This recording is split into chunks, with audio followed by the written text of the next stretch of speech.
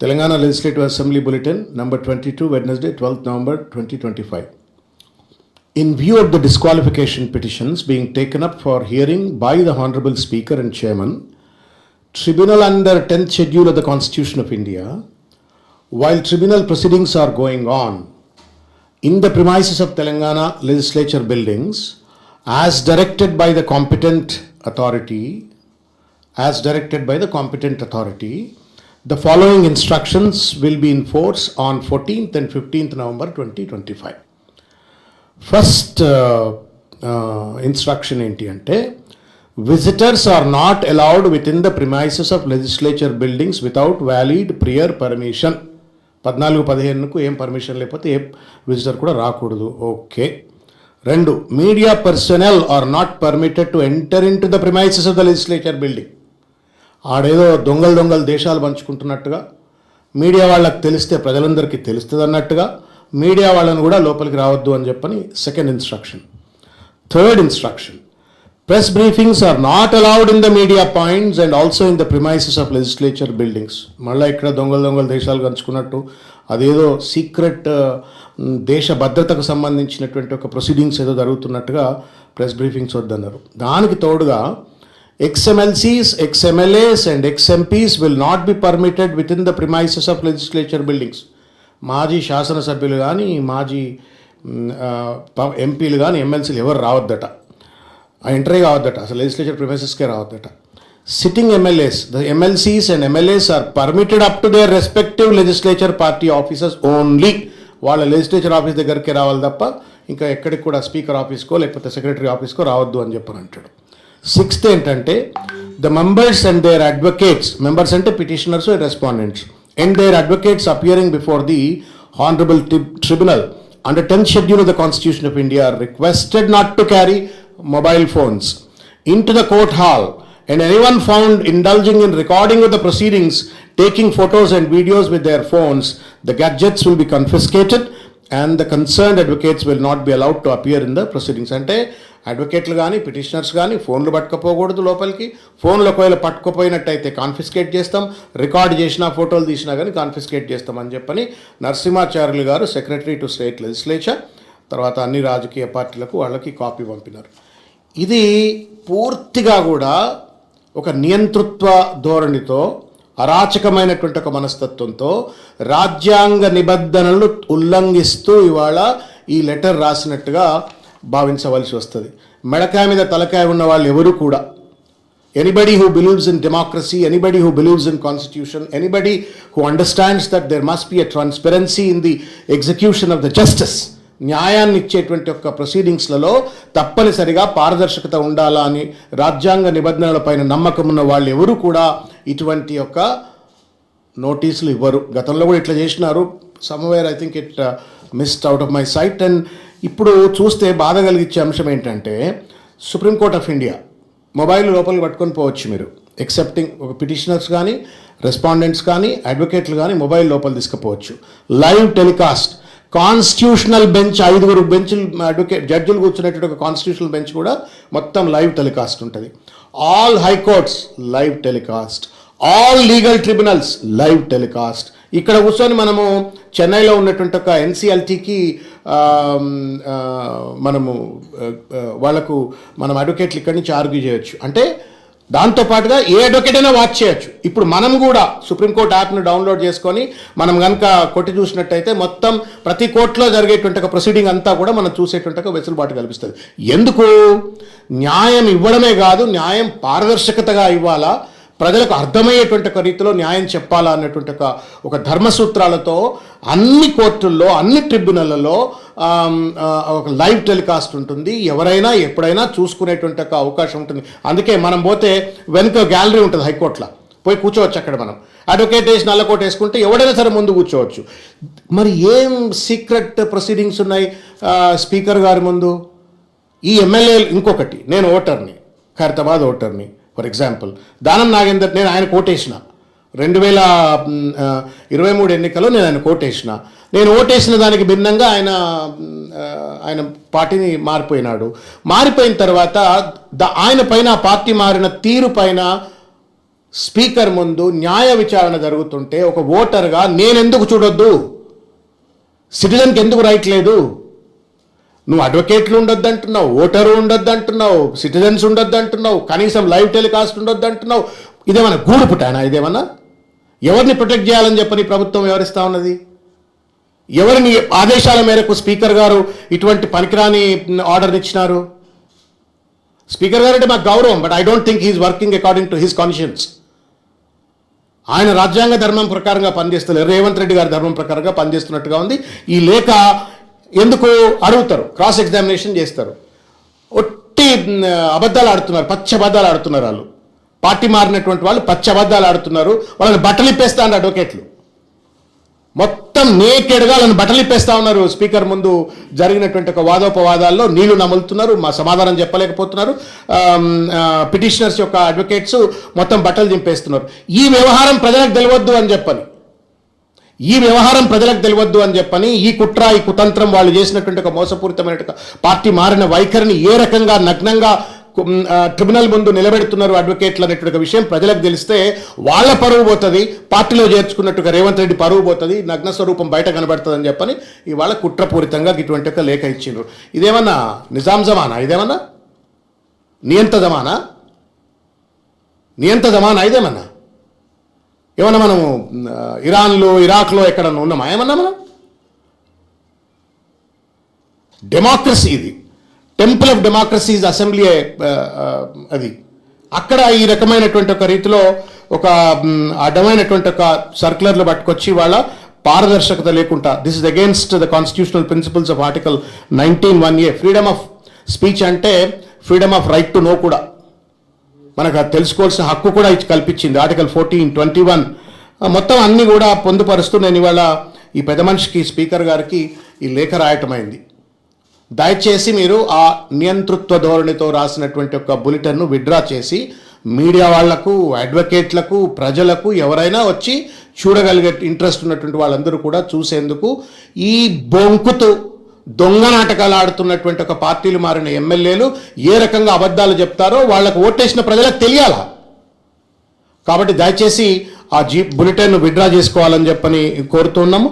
అదేవిధంగా live స్ట్రీమింగ్కు, official రికార్డింగ్కు permission ఇవ్వాలని చెప్పని కూడా కోరుకుంటూ దీని మినిట్స్ను అన్నింటినీ కూడా మొత్తం ప్రజల దృష్టికి తీసుకురావాలా. ఇది ప్రజాస్వామ్యాన్ని కాపాడేందుకు, రాజ్యాంగాన్ని కాపాడేందుకు. ఇది రేవంత్ రెడ్డి సొంత వ్యవహారం కాదు, లేకపోతే స్పీకర్ గారి సొంత వ్యవహారం కాదు. ఇది ప్రజలకు సంబంధించినటువంటిది, రాజ్యాంగానికి ఉల్లంఘనకు సంబంధించినటువంటిది, న్యాయాన్ని అందించేటువంటి ఒక ప్రక్రియ. కాబట్టి తప్పనిసరిగా ఇది మీడియా వాళ్లకు అందుబాటులో ఉండే విధంగా వెసులుబాటు కల్పించాలా. మిగతా న్యాయవాదులు, ఇట్స్ అ జ్యుడిషియల్ ప్రాసెస్. ఈ జ్యుడిషియల్ ప్రాసెస్ను మిగతా అడ్వకేట్లు అందరూ కూడా చూస్తారు. How justice is executed, how the speaker is defending or arguing, లేకపోతే డిఫెండెంట్ అడ్వకేట్లు ఏం చెప్తున్నారు, పిటిషనర్ అడ్వకేట్లు ఏం చెప్తున్నారు అనేటువంటిది it's an education to the rest of the advocates also. కాబట్టి ఇది మొత్తం తెలియకుండా ఏదో గూడు పుటాని లెక్క దొంగలు దేశాలు పంచుకున్నట్టుగా మా ఇష్టం వచ్చినట్టు మేము చేస్తాం, ఇది మా లోబడి చేస్తాం అనేటువంటి ఒక రీతిలో ఏదైతే చేసినారో దీన్ని తీవ్రంగా ఖండిస్తూ ఈ యొక్క బులెటిన్ 2022ను విత్డ్రా చేసుకోవాలని చెప్పని, అందరికీ పర్మిషన్ ఇవ్వాలని చెప్పని విజ్ఞప్తి చేస్తా ఉన్నాను. రెండవది, ఇంకొక ముఖ్యమైనటువంటి ఒక విషయం మీ దృష్టికి తీసుకొచ్చేది ఏంటంటే, రేవంత్ రెడ్డి గారు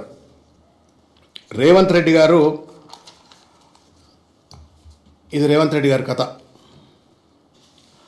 మొత్తం ఆర్థిక వ్యవస్థ కుదేలైపోయిందండి.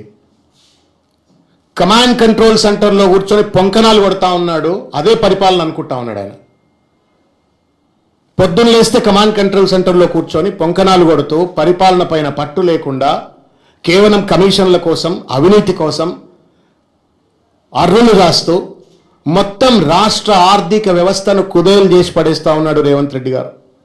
10 సంవత్సరాల పరిపాలనలో కేసీఆర్ గారు ఎక్కడో అధోగతిలో ఉన్నటువంటి ఒక తెలంగాణ రాష్ట్రం 2014లో తలసరి ఆదాయంలో కానీ, జిఎస్డిపిలో కానీ, ప్యాడీ ప్రొడక్షన్లో కానీ, ఎలక్ట్రిసిటీ ప్రొడక్షన్లో కానీ, ఇంకా అనేక ఇండికేటర్స్లో ఒక అద్భుతమైనటువంటి ఒక రాష్ట్రంగా భారతదేశం గర్వపడేటువంటి ఒక రీతిలో తెలంగాణ రాష్ట్రాన్ని అభివృద్ధి చేసి రేవంత్ రెడ్డి చేతిలో పెడితే, పిచ్చోన్ చేతిలో రాయి లెక్క ఇవాళ ఈ పరిపాలన కొనసాగిస్తూ మొత్తం ఆర్థికంగా రాష్ట్ర స్థితిగతులను కుదేలు చేసినటువంటి ఒక పరిస్థితి. ఇది దాసోజు శ్రవణం, సతీష్ రెడ్డి గారో లేకపోతే బీఆర్ఎస్ పార్టీ నాయకులుగా మేము చెప్తున్న మాట కాదు, సాక్షాత్తు కేంద్ర ప్రభుత్వ సంస్థ సిఏజీ చెప్పింది. ఏం చెప్పింది ఒక్కసారి నేను మీడియా ద్వారా ప్రజలందరికీ తెలియజేసేట ప్రయత్నం చేస్తాను. మీరు కూడా దయచేసి, ఇవాళ మభ్య పెడతా ఉన్నాడు, పొద్దున్న లేస్తే బూతులు మాట్లాడుతూ ఉన్నాడు, పొద్దున్న లేస్తే అటెన్షన్ డిఫ్లెక్షన్ టెక్నిక్స్ తోటి ప్రజల యొక్క దృష్టిని మళ్లిస్తూ చిల్లర రాజకీయాల్లో మునిగి తేలుతున్న రేవంత్ రెడ్డి గారి దాష్టికాలని, ఆర్థిక అత్యాచారాలను దయచేసి ప్రజల దృష్టికి తీసుకెళ్లాలని చెప్పి నేను కోరుతా ఉన్నాను. We are in serious crisis. ఒకప్పుడు అద్భుతమైనటువంటి ఆర్థిక ప్రగతితో ముందుకెళ్లిన కేసీఆర్ గారి నేతృత్వంలో రాష్ట్రం ఇవాళ ఆర్థికంగా మొత్తం కూడా కుదేలైపోయింది, అధోగతి పాలైపోయింది. ఒక చిల్లర పరిపాలన అందిస్తూ ఉండడానికి నిదర్శనం నేను మీకు దృష్టి తీసుకెళ్తా. టోటల్ రెవెన్యూ రిసిప్ట్స్ 25-26 ఫైనాన్షియల్ ఇయర్కు పెట్టుకున్నటువంటి బడ్జెట్ ఎస్టిమేట్ ఎంత అంటే 2,29,770 కోట్ల రూపాయలు. This is what estimated budget estimate. 6 నెలల్లో ఎంత రావాలన్నా అంటే 2,30,000 అంటే 1,15,000 కోట్లు రెవెన్యూ రిసిప్ట్స్ రావాలా. వచ్చింది ఎంత అంటే 76,940 సెప్టెంబర్ వరకు 76,940 కోట్లు మాత్రమే, which means that it is just around 33% మాత్రమే.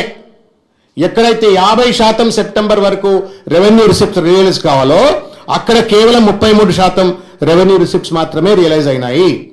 టాక్స్ రెవెన్యూ ఎంత పెట్టుకుంటూ చెప్తా మీకు నేను. 1,75,319 కోట్ల రూపాయల టాక్స్ రెవెన్యూ బడ్జెట్ ఎస్టిమేట్లు 25-26కు బడ్జెట్లో బట్టి విక్రమార్క పెట్టుకుంటే, వీళ్ళంతా సాగదీసి మొత్తం అంత ఘనమైన పరిపాలన అందిస్తే వీళ్ళకు వచ్చింది కేవలం 71,836 కోట్లు మాత్రమే, విచ్ కాన్స్టిట్యూట్స్ ఓన్లీ 40%, 40% మాత్రమే. జిఎస్టీ 59,704 కోట్ల రూపాయలు పెట్టుకుంటే వీళ్ళు రియలైజ్ అయింది 25,000 కోట్ల రూపాయలు, విచ్ కాన్స్టిట్యూట్స్ 42%.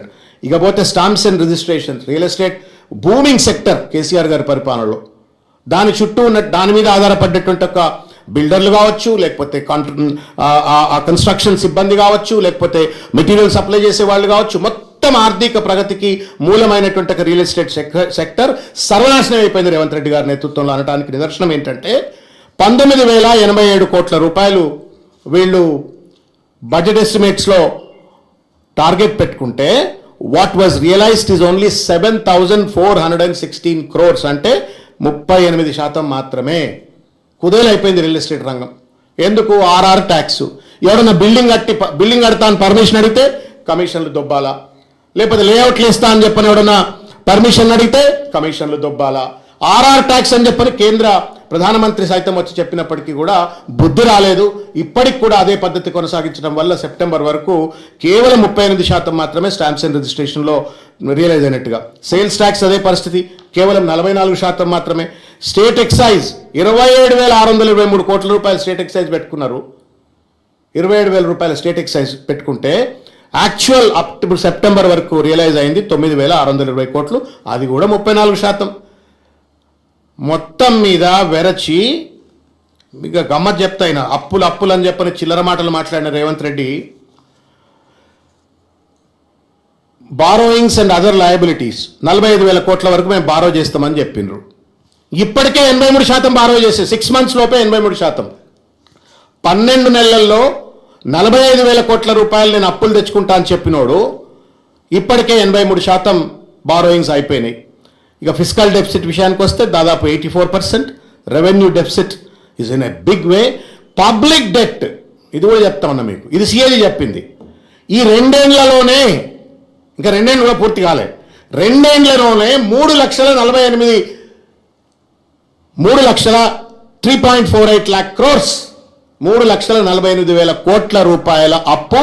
ఇది other than off budget borrowings. Off budget borrowings అంటే ఈ కార్పొరేషన్స్ వీళ్ళ దగ్గర నుండి కూడా తెస్తారు, అదొక దగ్గర 1,00,000 కోట్లు ఉంటాయి. అంటే ఖాయా పియా కుచ్ నహి, చేసింది ఏమీ లేదు, లక్షల కోట్ల రూపాయల అప్పు.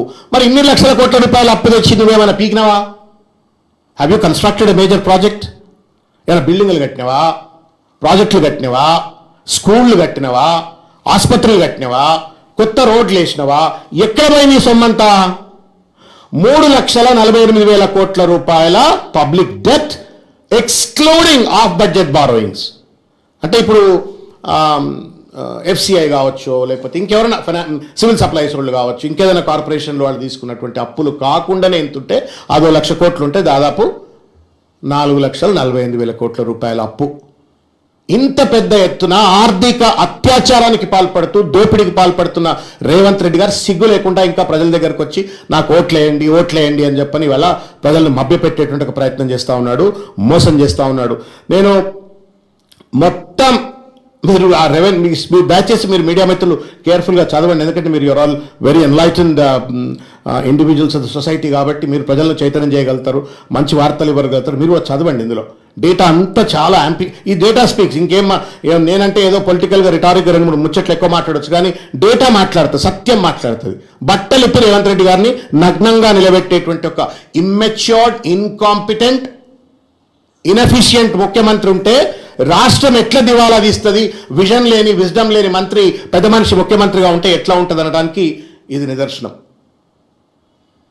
హైడ్రా పేరు మీద విధ్వంసానికి పాల్పడి ఆర్థిక ప్రగతికి నిరోధకాలు కల్పించినాడు. ఫార్మాసిటీ, అద్భుతమైన ఫార్మాసిటీ, ఈ 2 ఏళ్లలో pharma city would been executed by now. Companies వస్తుంటే ఇవాళకి జిఎస్టీలు, ట్యాక్సులు, గీక్సులు కట్టి ఉద్యోగాలు, 1000 మంది ఉద్యోగాల్లో ఉండేది, దాన్ని నాశనం చేసి ఫ్యూచర్ సిటీ అని పెట్టినాడు. మెట్రో వాళ్ళను పరిశ్రమలను బెదిరించడం, ఎల్ఎన్టీ వాళ్ళని బెదిరించినాడు, మెట్రోను హస్తగతం చేసుకున్నాడు. హైడ్రా పేరు మీద దోపిడీ, ఆర్ఆర్ ట్యాక్స్ పేరు మీద దోపిడీ, ఇష్టం వచ్చినట్టుగా ఒక నెగటివ్ మైండ్ సెట్తో పరిపాలన అందించడం వల్ల రాష్ట్రం కూడా ఆర్థికంగా నెగటివ్గా పోతా ఉంది. ఇది రేవంత్ రెడ్డి గారి పనితీరు అని చెప్పని ఈ పత్రిక ప్రెస్ నోట్ ఇస్తా ఉన్నాను. దయచేసి మీడియా మిత్రులు ఈ పెద్ద మనిషి యొక్క గొప్పతనాన్ని ప్రజలందరికీ తెలియజెప్పాలని చెప్పని నేను చేతులెత్తి నమస్కరిస్తూ విజ్ఞప్తి చేస్తా ఉన్నాను. జై తెలంగాణ. Thank you.